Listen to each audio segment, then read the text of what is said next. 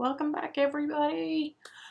We just finished up the edit bar, which is the bar right here. And now we're going to start playing with some text. And if you remember, I said that over here is where we're going to insert our text. And when you click on it, the text here, even before you add text, your text edit bar appears under the edit bar. So down here, this will only appear when you have text selected, and when you don't have any text, it will auto hide. So we're going to select text, and we're going to type the word create. And now we're going to look up here and go over this bar. And I put the word create in there, and if I don't have it selected, you see that it vanishes. So if yours isn't coming up, select your word, okay? Or whatever you have put in there, your name, your word, anything that you're playing with.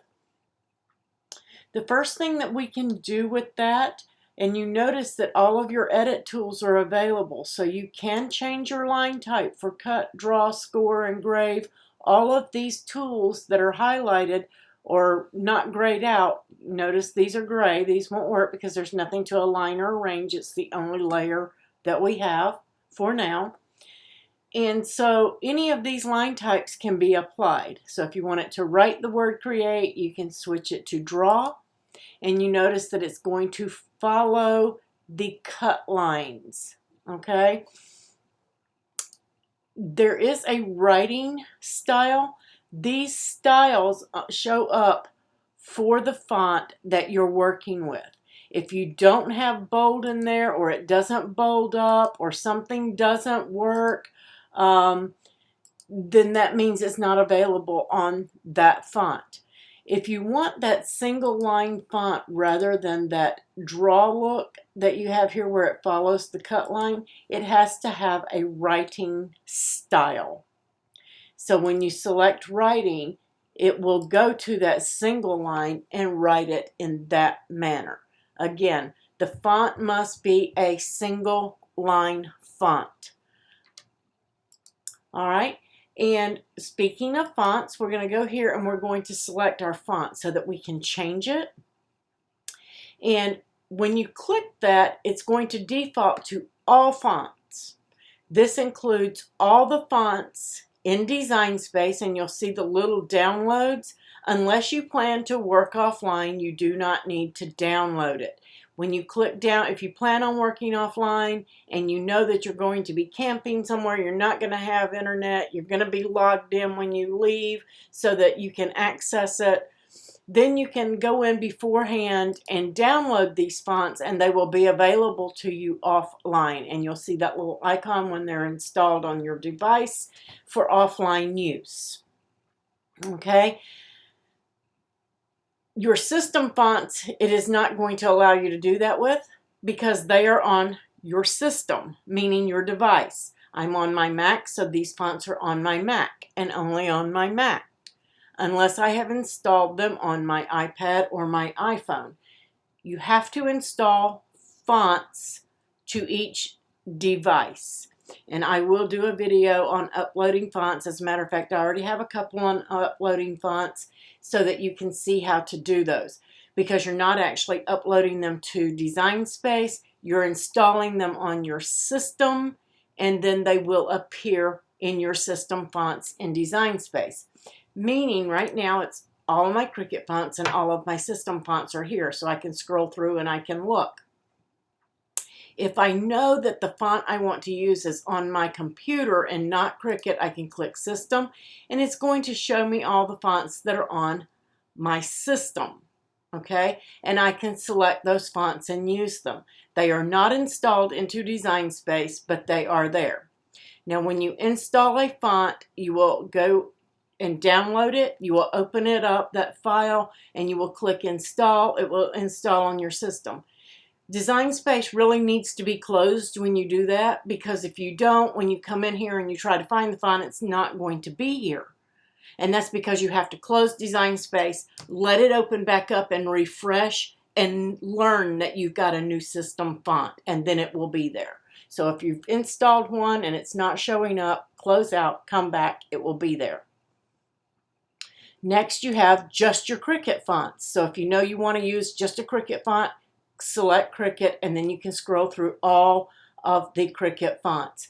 Notice they will have an A if they are in Access. Some of these do not, and you will see it's $4.99 for that font, okay? And if it's installed on your system, if you purchased it, then you will not be required to pay for it. Let me see if it marks already purchased. Yeah, like right here, this one, you see that there's no price under it. That means I already have those. I've already purchased them. If there's a price and no A, that means I have not purchased it, okay? And again, if you use that font, when you go to make it, it will ask you to pay for it. So then you have search fonts. So if you know what font you're looking for, like Magnolia, then you can start typing it in and it will sort and find that font for you, okay? And that one just happens to have a writing style to it. But you can click filter here and you can look for your fonts that you own from Cricut, okay? Let me take that out of there. And we're on Cricut, so I'm going to go to my filter and then my fonts. And these are all the fonts that I have either by subscription to Access or that I own, okay? So those are going to be filtered out. If you know the font that you want to use has more than one layer, like this one, and you want to use that, you can see that it has a shadow layer to it. You can use that filter to find all of your fonts that have more than one layer. If you know you want a single layer font, you can select single layer. If you know you want one with a writing style, you can select writing. Now I showed you that writing style, but sometimes our styles still have that outline that follow the cut line. That means they're a single line font, but it still follows the cut line, okay? Because if I change that off of writing to regular, you can see how it changes. So it's actually still following the cut line, even though I can make it writing and it shows up in the writing styles. Let's see. And then whatever you have saved for offline, if you've downloaded something and you have it saved for offline, you can select that and it will put it there and show you what you have saved, okay? That is your font. And again, your styles, whatever is available. You see for this, only 2 styles are available for this one. If I change it back to cut, still only have the 2 styles. So I'm going to go back to the Cricut Sans, which is our regular font, and bring that back. Next, you have your font size. And notice if I stretch this, my font size changes. You can also use your steppers to step it down and step it up. Then you have your letter spacing. And if you take a look at the letters, when I hit my steppers, I'm going to go down. It's going to bring those letters closer together. You may want them closer together. You may want them further apart. So you're going to go up to letter space further apart to get the style that you want. Next, you have line space. And line space isn't going to do anything with this because I only have one line. Okay, but if I double click that, I can go back and I can change my text.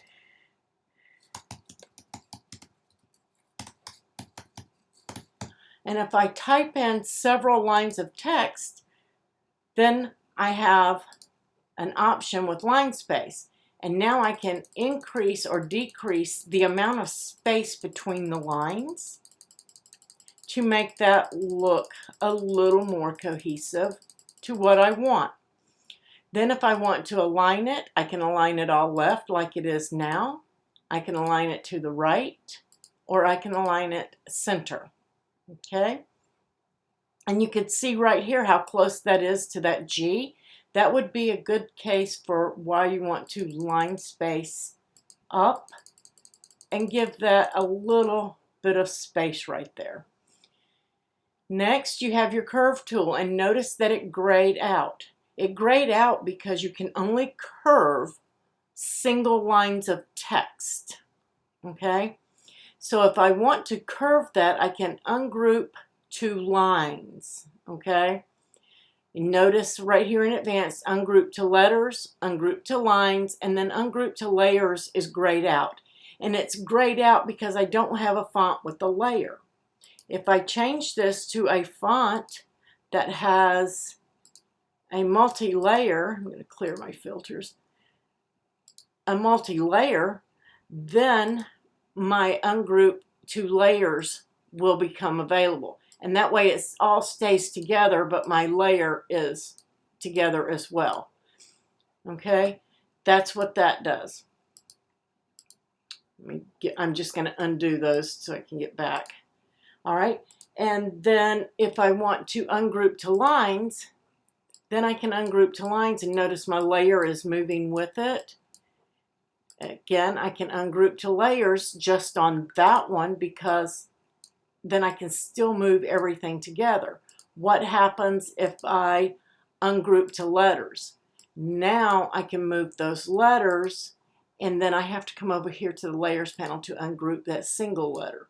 But notice how they're all right here now are individual images over here, where this one is still together and then this one is still together. And that is going to be what happens when you ungroup. If you ungroup to letters, notice here on this one I can select them all, and I have no text tools because I've made them images now and it's not a line of text. So I'm done with editing that. So if you ungroup to letters, you're done with it. You'll have to retype it or do your undos to get it back, okay? Notice here, even though I've ungrouped these, I now have my curve tool, and I still have my curve tool on these. If you're curving and you've got more than one layer, you want to curve them together. You can curve them where they go arched, or you can curve them up, okay? As long as they are together. But again, you can only do one line of text. Again, if I put something else in with that line, then I lose my curve option. Okay? So that's curving text, must be a single line of text. Okay? I can still curve this one. If I take that create out. I can still curve this one and curve both my layers together. I kind of disappeared there. I can curve both of my layers together because it's still one single layer over here in the layers panel. But once I ungroup the layers, then it becomes two layers like this one. Okay? So just a little bit of information on curve. If it's grayed out, double check your layers panel and see what's going on with it. I'm just going to get some new text and change this back to Cricut Sans. All right, and I am going to put create back in there. And then we covered all of our advanced tools. When would you want to do that letter spacing is another. So I am going to change this to, I'm going to go with one of my system fonts, which is a very popular font, Magnolia Sky. And I'm going to put that in there. And you can see how it looks in all caps. Not really the look I was going for. So let's go back and do upper and lowercase. That's a little bit better. But I'm still not happy with it because this is a script font. And script fonts, some people like them like this, but script fonts are meant to connect, okay? So we're going to go down and we are going to letter space this down and scrunch them in together so that they touch pretty good. And I've got all of it looking pretty good, but my A isn't touching my T. If I want to curve, I need to do it now and then I can fix that. But I'm going to leave it just like it is, and I'm going to go to Advanced and Ungroup to Letters. I'm going to hold my Shift key, and I'm going to select my T and my E, and I'm just going to slide them to the left slightly. Holding the Shift key is going to keep them from bouncing and keep them in a line. Yes, you can bounce them out, but it will keep them in. This was not working on the new canvas. Hopefully they will get that fixed soon because it's a great, awesome text tool for us. So if you're doing a lot of text, work in the classic until they get that fixed, and then you can hold your shift key and keep things in line while you move them. Now that I have that moved, I'm going to select it. Actually, I'm going to try to intentionally get this one to do something. I'm going to select it all and weld, and it's not going to do it for me. Sometimes when you do this, the center of your E will fill in right there with some fonts. And why that's happening when you weld, I'm just going to undo because you can't do anything else with weld. You want to bring it out because the tail of that means that it's inside that letter just slightly, and that is going to cause it to fill in. I still can't.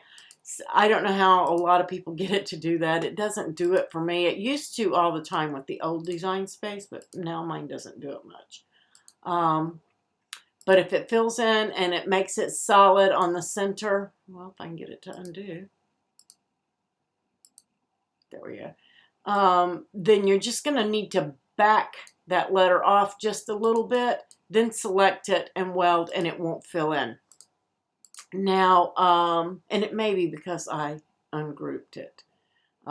So if you leave them grouped and it does that, that might be it. You can also make it really, really, really big like this, weld it, and then resize it down to correct that issue if you have it. So basically, that is it. That's how you connect your script letters. If you have any questions or you need more help, I do have some font videos, and I do have some uploading fonts videos coming, so I can help you with those if you're still in need. Please give a thumbs up, a like, and subscribe, and I will catch you on the next video, and we are going to be talking about the layers panel. This is a video you don't want to miss.